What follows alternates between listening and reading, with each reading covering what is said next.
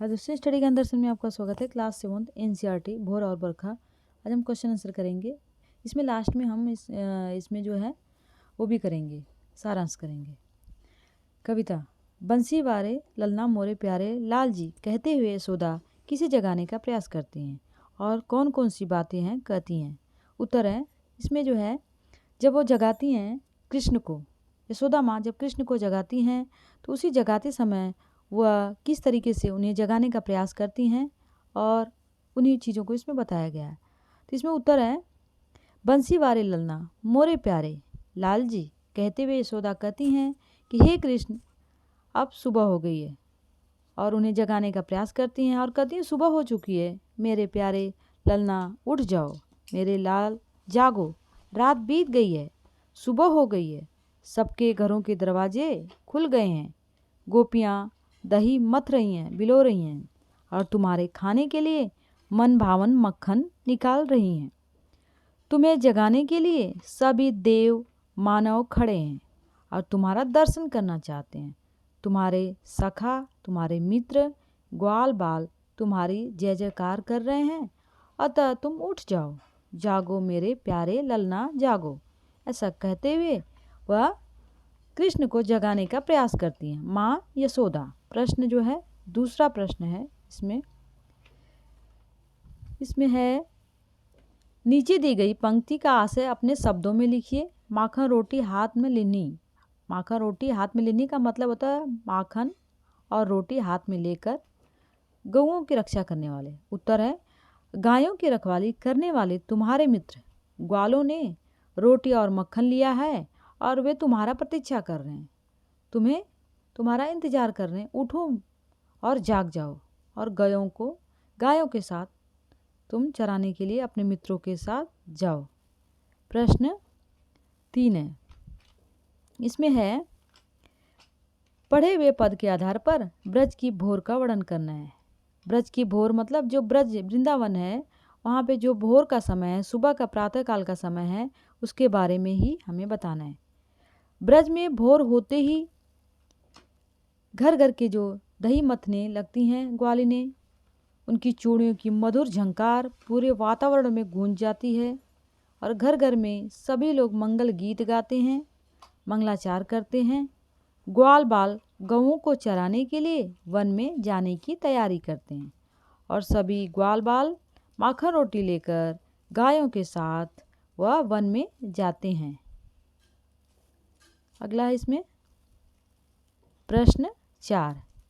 प्रश्न 4 है,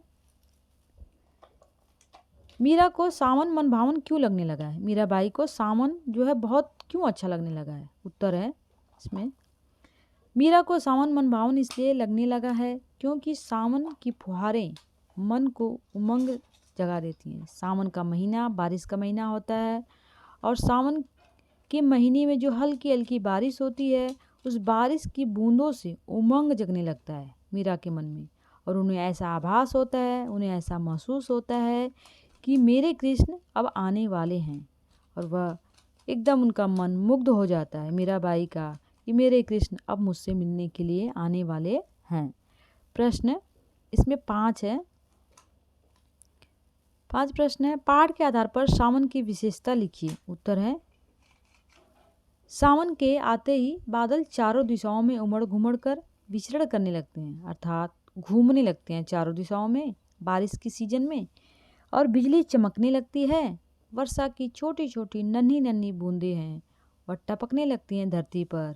शीतल हवाएं बहने लगती हैं, मौसम एकदम सुहाना हो जाता है। सावन का महीना मन को भाने वाला होता है क्योंकि सावन के महीने में मौसम बहुत ही सुंदर होता है। कविता के आगे इसमें है प्रश्न, मीरा भक्ति काल की प्रसिद्ध कवित्री थी, इस काल के दूसरे कवियों के नामों की सूची बनाइए और उसकी एक एक रचना बताना है। भक्ति काल की प्रसिद्ध कवित्री मीरा हैं, जिन्होंने कृष्ण के बारे में वर्णन किया है।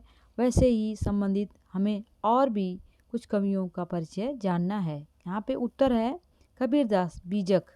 कबीरदास जी ने बीजक को लिखा है। बीजक जो है बहुत ही उनका प्रसिद्ध है। आगे इसमें बीजक कबीर ने लिखा है, सूरदास सूरसागर लिखे हैं, तुलसीदास जो है राम के बारे में रामचरितमानस लिखे हैं, जैसी पद्मावत लिखी हैं। ये कवि जो बहुत ही प्रसिद्ध हैं। कबीरदास जी दोहों के लिए बहुत प्रसिद्ध हैं। उनके दोहे हमें सीख देते हैं। कहते हैं, ऐसी वाणी बोलिए मन का आपा खोए औरों को शीतल करे। ऐसी वाणी बोलिए मन का आपा खोए औरों को शीतल करें, आपो शीतल होए। आगे है इसमें प्रश्न 2 है, सावन वर्षा ऋतु का महीना होता है, वर्षा ऋतु से संबंधित 2 अन्य महीनों के नाम बताना है। तो सावन का जो महीना होता है उससे संबंधित और भी महीने होते हैं, जिससे कि हम सावन वर्षा ऋतु का विशेष महीना माना जाता है। और सावन से पहले जो है आषाढ़ आता है, और सावन के बाद के महीना जो है वह भादों का होता है। तो इसीलिए सावन के ये भी बारिश के महीने होते हैं, आषाढ़ भादों के। आगे है इसमें भाषा की बात। भाषा की बात हमें बड़े ध्यान से पढ़ना हो चाहिए, ताकि इसमें हमें आगे भी सीख मिले और आगे कक्षाओं में काम आए।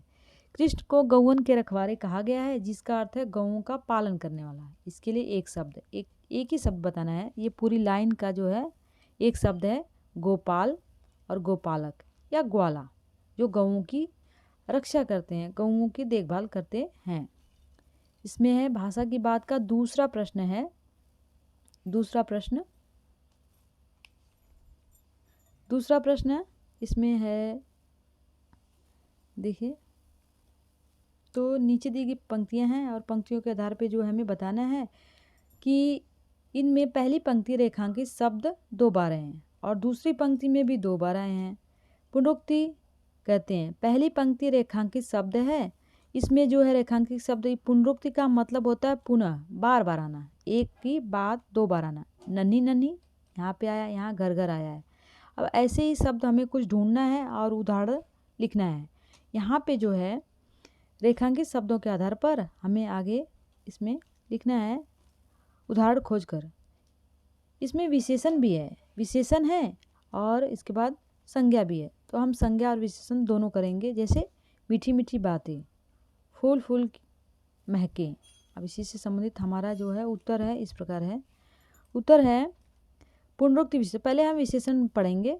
गरम गरम, माने गरम गरम पकौड़े बनाए, माने गरम गरम रोटियां बनाई, ऐसे भी कर सकते हैं। तरह तरह, बगीचे में तरह तरह के फूल हैं।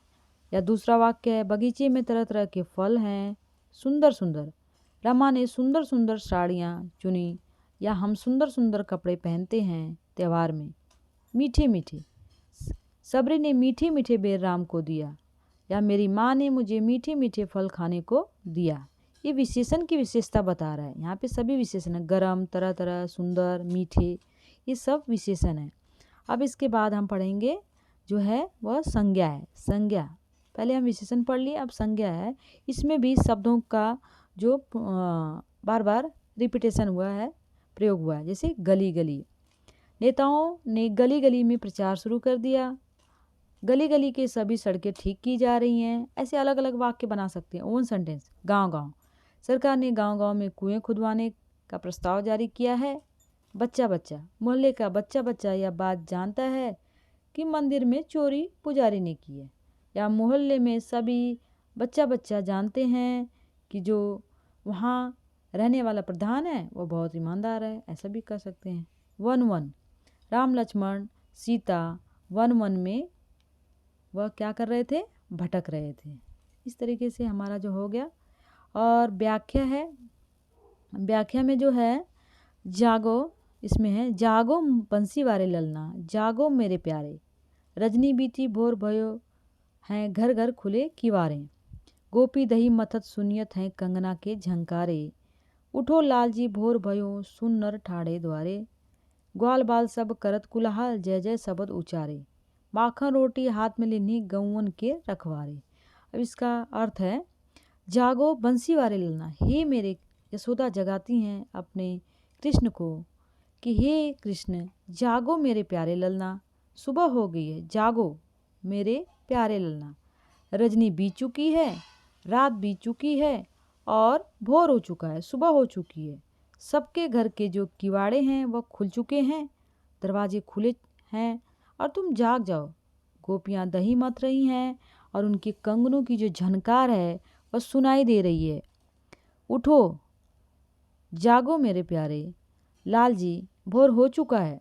तुम्हारे दरवाजे पे सूर मतलब जो है देवता, नर, इंसान सभी ठाड़े हैं, सभी खड़े हैं, तुम्हारा इंतजार कर रहे हैं। ग्वाल बाल सब करत कुलहाल, जितने भी तुम्हारे मित्र दोस्त हैं, ग्वाल हैं, वो सभी शोर मचा रहे हैं, तुम्हारी जय जयकार कर रहे हैं। उठो मेरे प्यारे ललना, माखन रोटी हाथ में लिनो गौवन के रखवारे। माखन रोटी लेकर हाथ में सभी तुम्हारे दोस्त हैं, तुम्हारा इंतजार कर रहे हैं, और गौओं की रखवाली करने वाले सभी तुम्हें बुला रहे हैं। उठो मेरे प्यारे ललना, जागो मेरे प्यारे ललना, भोर हो चुकी है। मीरा के प्रभु गिरधर नागर शरण आयो को तारो। मीरा कहती हैं कि जिसके भी प्रभु गिरधर हैं, कृष्ण हैं, उनकी शरण में जो भी जाता है उनका उद्धार हो जाता है, उनका कल्याण हो जाता है। अब इसके बाद इसमें जो है वह शब्दार्थ है। ललना प्यारा बच्चा, रजनी रात, भोर सुबह, किवारा मतलब दरवाज़ा, मथत मथना, सुनिए सुनाई, सूर देवता, नर मनुष्य ठाड़े खड़े, द्वारे दरवाज़ा, ग्वाल मतलब बालक, ग्वाल बालक, कुलाहल शोर, शब्द शब्द, उचारे बोले, लीनी, गौवन मतलब गायें, रखवाली मतलब रखवाली करने वाला, देखभाल करने वाला। इस तरीके से सभी शब्दार्थ है इसमें। और इसमें यह भी बताने का प्रयास किया गया है कि किस तरीके से इसमें जो मीरा हैं यह इतना अच्छे ढंग से लिखी हैं। और ये जो पहला पद है, पहले पद में यशोदा जो अपने कृष्ण को जगाने का प्रयास कर रही हैं और कहती हैं उठो जागो रात बीत चुकी है, मेरे प्यारे ललना उठो, घर घर के सभी दरवाजे खुल चुके हैं, गोपियाँ दही मथ रही हैं, कंगना की झनकार सुनाई दे रही है, सुबह हो चुकी है और हमारे दरवाजे पे देवता मनुष्य सभी खड़े हैं, तुम्हारा इंतजार कर रहे हैं, ग्वाल बच्चे भी शोर मचा रहे हैं, तुम्हारी जय जयकार कर रहे हैं। मीरा कहती हैं कि जिसने भी कृष्ण का नाम लिया है, जिसने भी गिरधर को अपना बनाया है, उनकी शरण में गए हैं, उनका कृष्ण हमेशा ही उद्धार करते हैं, उनका भला करते हैं। अब इसके बाद इसमें अगला है बरसे बदरिया सावन की मन भावन की, सावन में उमग्यो मेरो मनवा, भनक सुनी हरि आमन की, उमड़ घुमड़ चौदिस से आया दामिन दम के झर लावन की। तो बरसे बदरिया यहाँ पे है, बरसे बदरिया सावन की मन भावन की।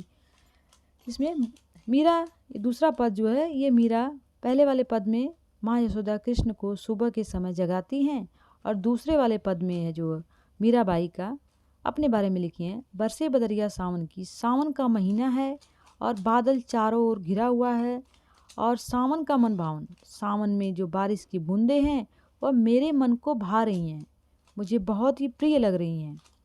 सावन में उमग्यो मेरो मनवा, और सावन के महीने में मेरा मन उमंग से भर गया है। भनक सुरी हरी आमन की, क्योंकि मीरा को भनक लग गई है कि सुहाने मौसम में, सावन के मौसम में मेरे प्रभु गिरधर अवश्य आएंगे मुझसे मिलने। उमड़ घुमड़ चौदिस से आया दामिन दम के झर लावन की। उमड़ घुमड़ जो है, उमड़ घुमड़ मतलब चारों दिशाओं में, दिशाओं मतलब चारों दिशाओं में बिजली चमक रही है, बादल घिरे हुए हैं और नन्ही नन्ही छोटी छोटी जो बूंदें हैं वह बरस रही हैं और जो मौसम है एकदम सुहाना है।